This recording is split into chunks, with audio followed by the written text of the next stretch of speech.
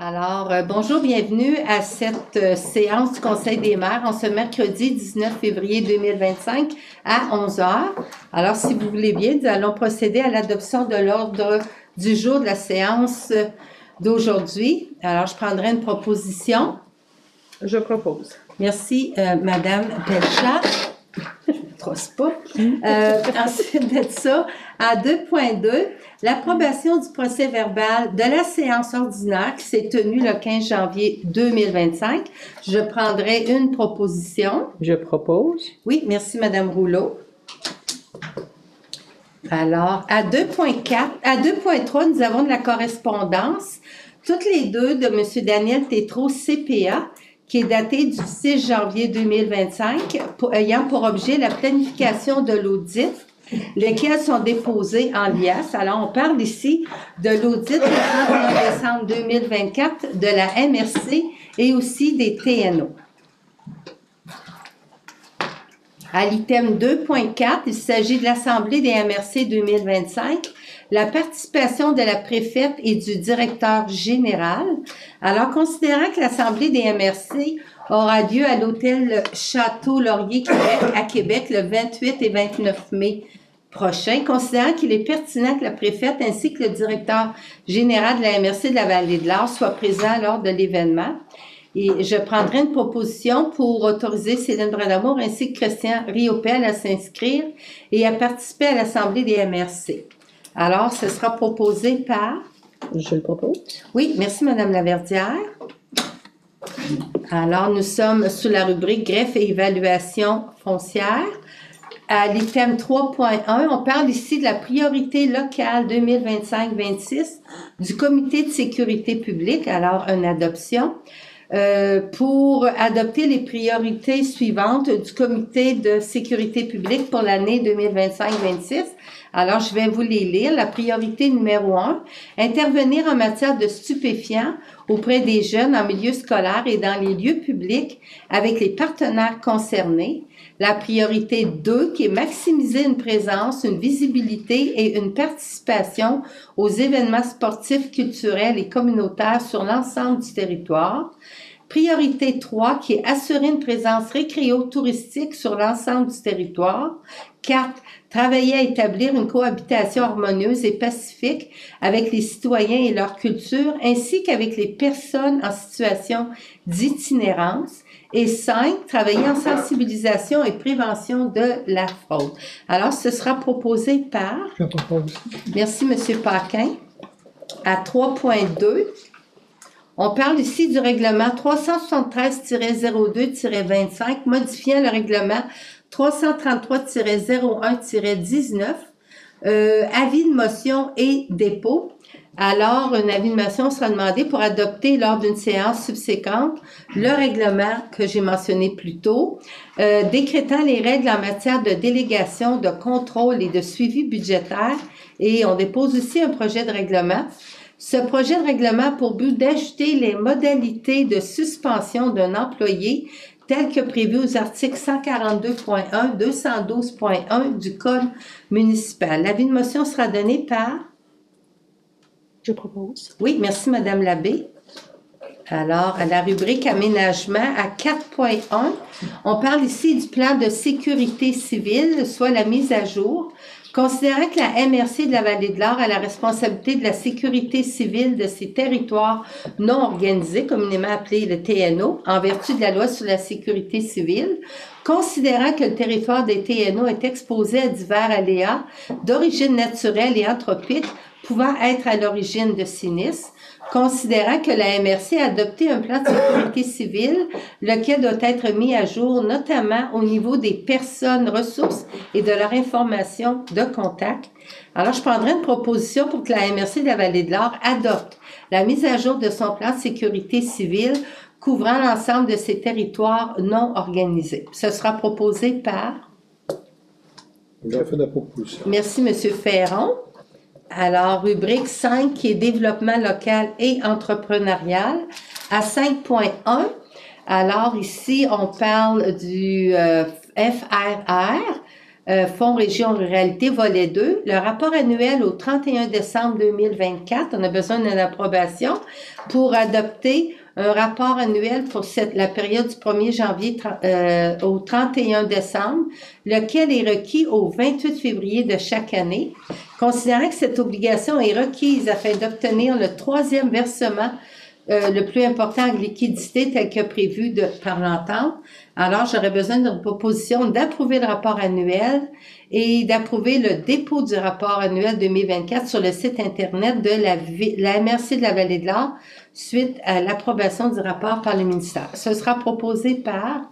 Je propose. Oui, merci. Madame Pelchat.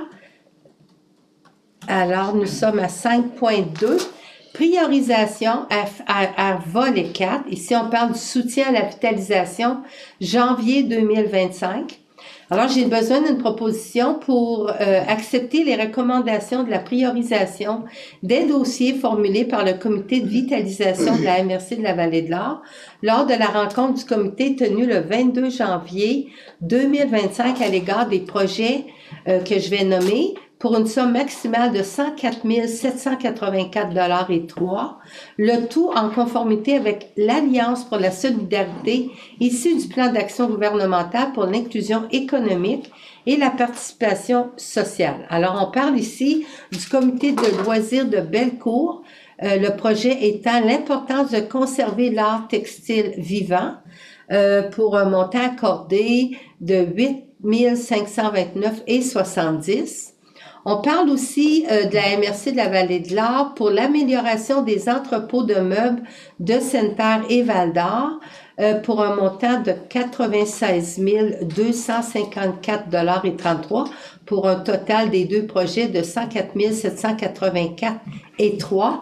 Ce sera proposé par... Je propose. Oui, merci Madame Rouleau.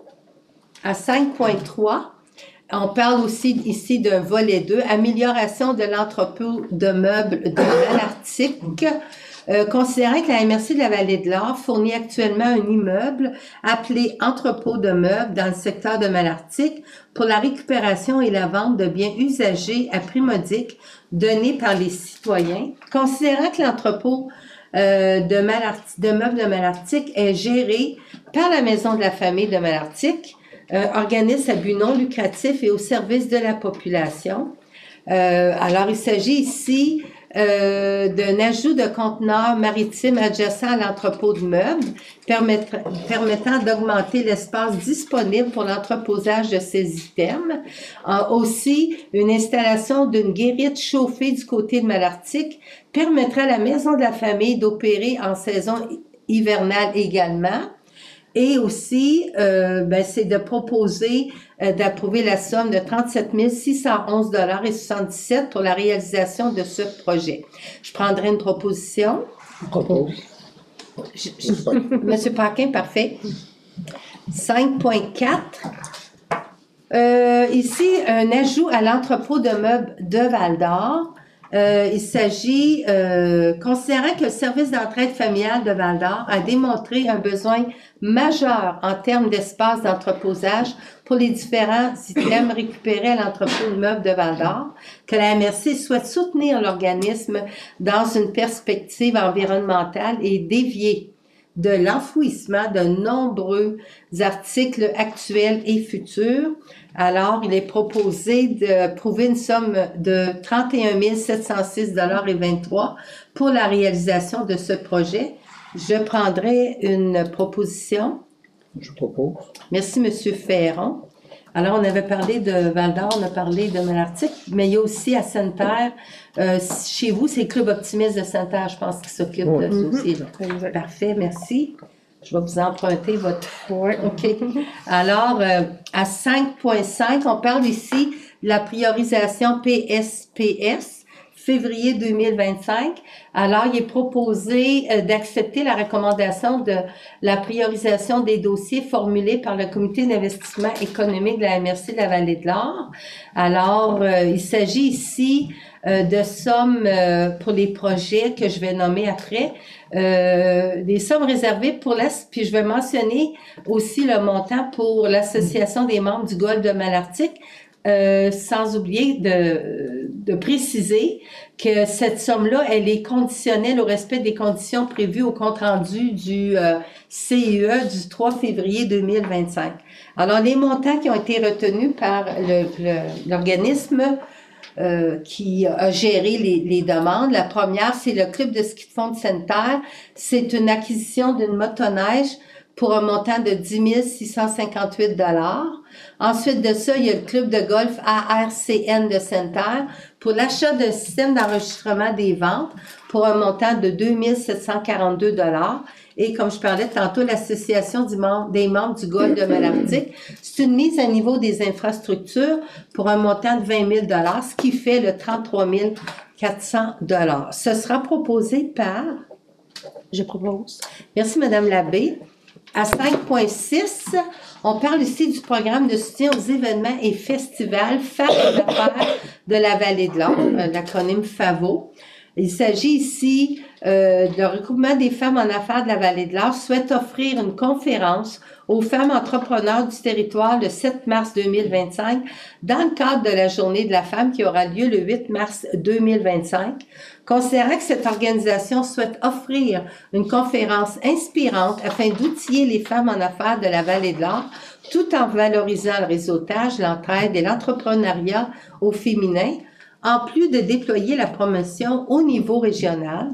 Alors, il est proposé, considérant que la MRC souhaite soutenir les événements et festivals de son territoire, il est proposé d'octroyer une aide financière non remboursable de 1 000 $ à titre de partenaire or.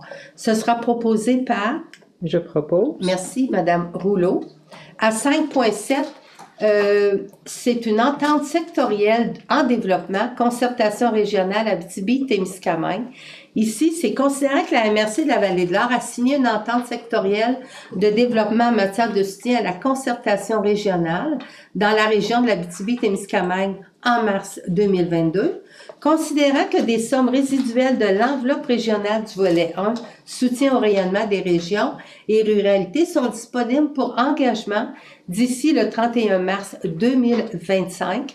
Alors, la MRC de la Vallée de l'Or s'engage à investir par l'entremise du Fonds Région et Ruralité volet 2, soutien à la compétence de développement pour la somme supplémentaire de 6 000 $ pour l'exercice 2024-25. Alors, je prendrai une proposition. Je propose. Monsieur Paquin? Parfait. À 5.8, entente sectorielle en développement culturel, Abitibi-Témiscamingue, une approbation ici. On parle de... Attendez que je m'enligne. Oui. Considérant que le MAMACH a mis en place le Fonds Région et Ruralité afin de permettre aux élus, avec le leadership du ministre responsable de chaque région, de contribuer financièrement avec l'appui d'un comité régional de sélection de projets à la réalisation de projets mobilisateurs qui auront un impact sur leur territoire selon des priorités régionales de développement établies par le milieu, considérant qu'une des priorités régionales est d'agir pour offrir des conditions de vie favorables et des milieux de vie stimulants et sécuritaires afin d'améliorer le développement global, la santé et le bien-être de la population. Considérant que le comité de sélection FRR volet 1 a adopté la résolution CRSP FRR 1 non, ben non, ça. 2025-0116-004, le 16 janvier 2025, visant à affecter une somme de 90 000 $ à la conclusion d'une entente sectorielle de développement en culture pour la région de l'Abitibi-Témiscamingue pour la période de 2024 à 2027. Alors, on doit rajouter un montant additionnel de 6 000 $ par année pour une durée de 3 ans, le tout en conformité avec la politique du Fonds Région et Ruralité FRR volet 2, soutien à la compétence de développement local et régional de la MRC Vallée de l'Or. Ce sera proposé par... Je vais proposer. Merci, Madame Laverdière.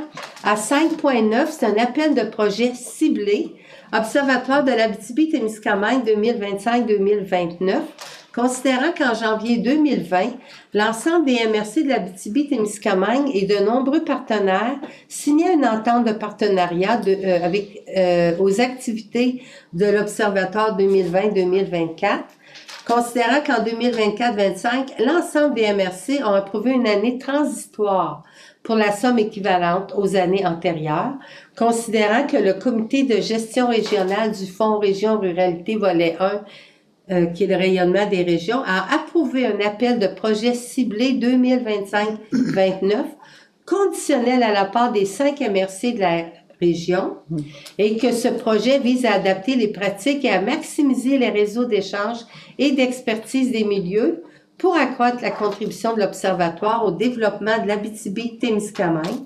Alors, il est proposé et résolu unanimement d'approuver une somme équivalente aux années antérieures de 20 095,31 $ pour les 4 prochaines années, soit de 2025 à 2029 sans indexation et conditionnel au crédit disponible du volet 2, FRA volet 2, la MRC. Ce sera proposé par... Je propose. Parfait, Madame Pelchat.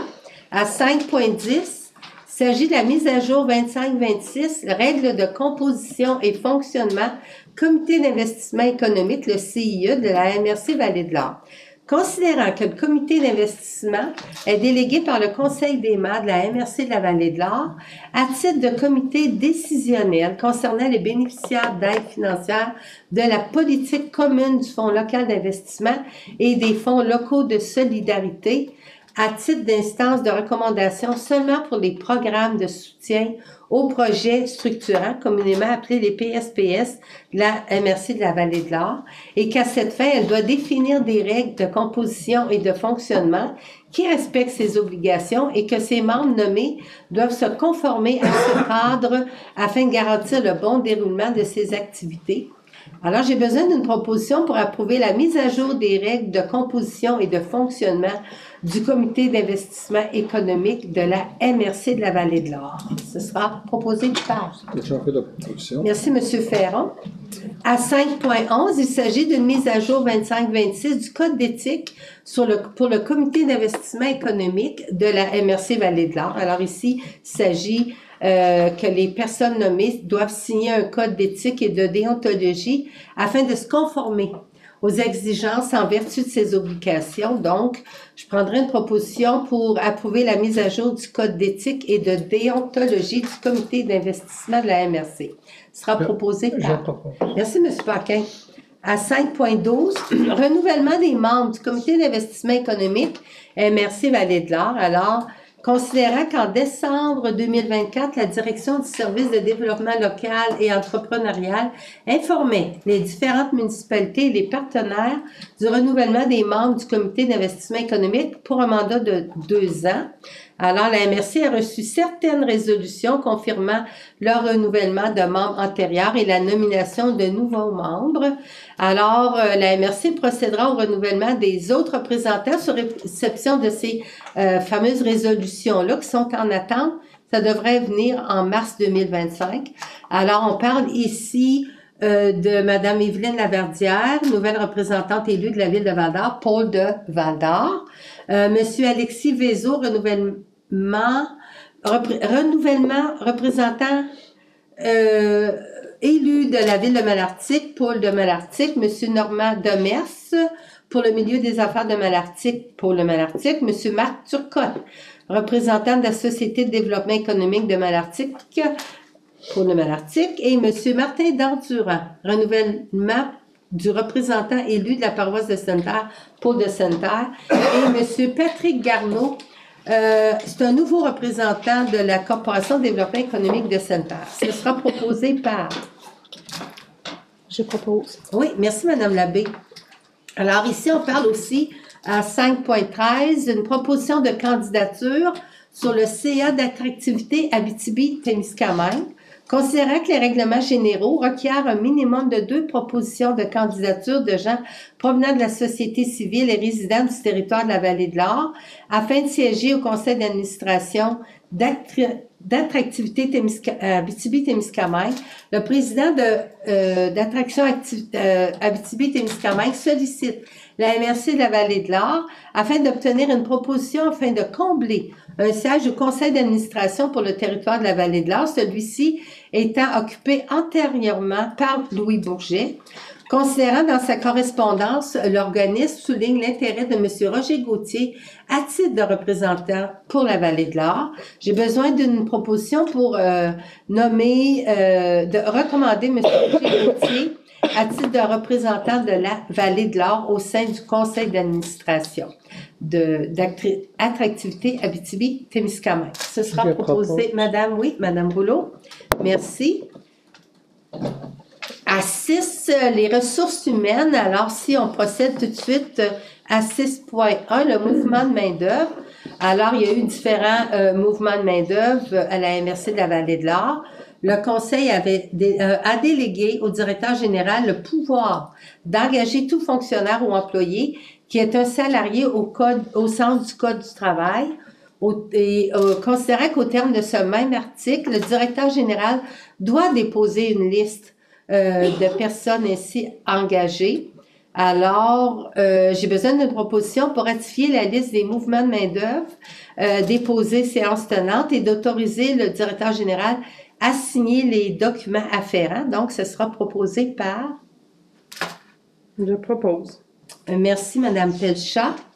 Ça, c'était 6.1. En administration, on a à 7.1 le dépôt de la liste des chèques émis par le greffier trésorier en novembre 2024, ajout à la liste de décembre 2024 et la liste des chèques de janvier 2025. Alors, il s'agit ici, laissez-moi voir, c'est un dépôt, hein, c'est ça? Parfait. C'est beau, merci.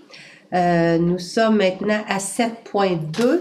Excédent de fonctionnement utilisé en 2024, autant pour la MRC que les territoires non organisés.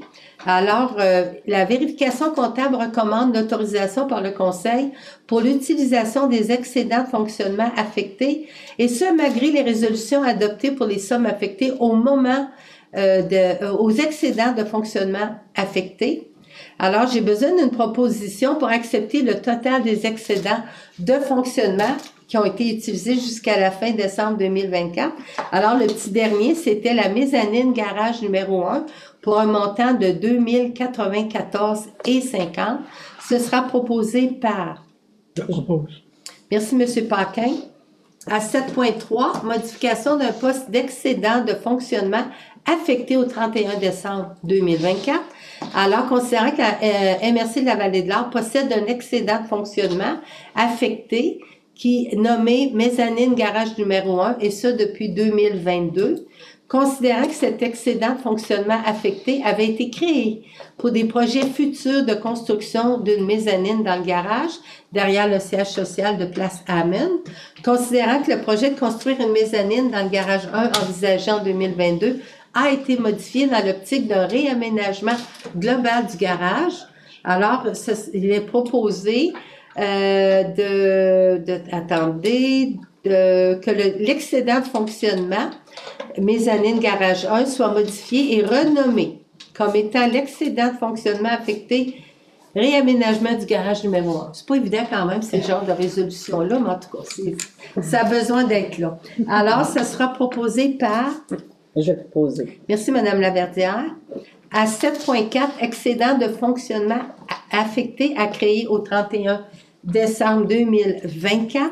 Il s'agit ici que les projets que nous allons nommer suivants n'ont pas pu être réalisés avant la fin de l'année 2024, malgré le fait qu'ils étaient prévus au budget 2024 et autorisés par résolution par le Conseil des maires en 2024.